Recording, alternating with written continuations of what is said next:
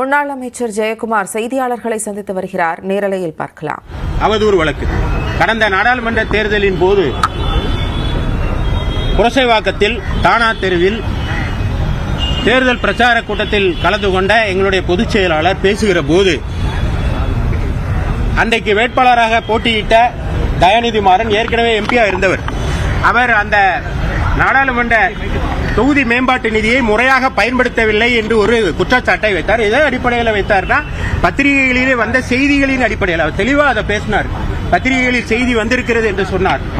அதை எதிர்த்து தன் மீது கரை விழுந்திருக்கிறது, தான் அவதூறு செய்யப்பட்டு விட்டேன் என்று தயாநிதி மாறன் ஒரு வழக்கை தாக்கல் செய்துள்ளார்.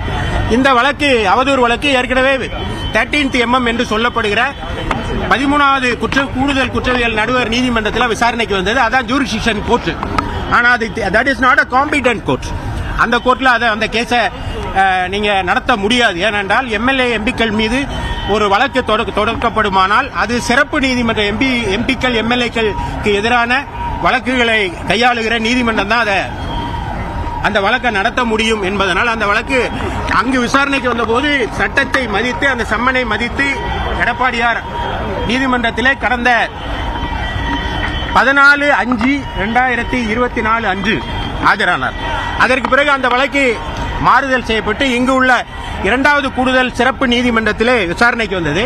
அவர் வருகிற போது ஃபர்ஸ்ட் அப்பியரன்ஸ் மஸ்ட், அது சட்டத்தில் இருக்கு. எனவே மீண்டும் ஒரு முறை அவர் இந்த நீதிபதி முன்பாக ஆஜராக வேண்டும் என்று ஒரு சம்மனை அளித்தார்கள். அந்த எப்போதுமே சட்டத்திற்கு மரியாதை கொடுக்கிறவர்கள், சட்டத்தின் மாண்பை கட்டி காக்கிறவர்கள் அனைத்து இந்திய அண்ணா திராவிட முன்னேற்ற கழகத்தினர் என்ற வகையிலே எங்களுடைய பொதுச் செயலாளர் தானே அந்த வழக்கில் ஆஜராவதற்காக இன்று ஆஜரானார். இந்த வழக்கில் என்னன்னா, வழக்கினுடைய அடிப்படை அவதூறு. என்ன அவதூறு அப்படின்னா, அவர் பாராளுமன்ற மேம்பாட்டு நிதியை முறையாக பயன்படுத்தவில்லை என்று எடப்பாடியார் கூறியது அவதூறுன்னு சொல்றாரு. அது எந்த அடிப்படையில் கூறப்பட்டது என்றால், பத்திரிகையிலே வந்த செய்தி அடிப்படையிலே கூறப்பட்டது. அதை தகவல் உரிமை சட்டத்தின் கீழ் பெறப்பட்ட தகவல்களின் அடிப்படையில் பத்திரிகைகள் செய்தியில் வெளியிட்டிருந்தன. பத்திரிகைகளில் இவ்வாறு செய்தி வெளிவந்துள்ளது என்பதை குறிப்பிட்டுத்தான்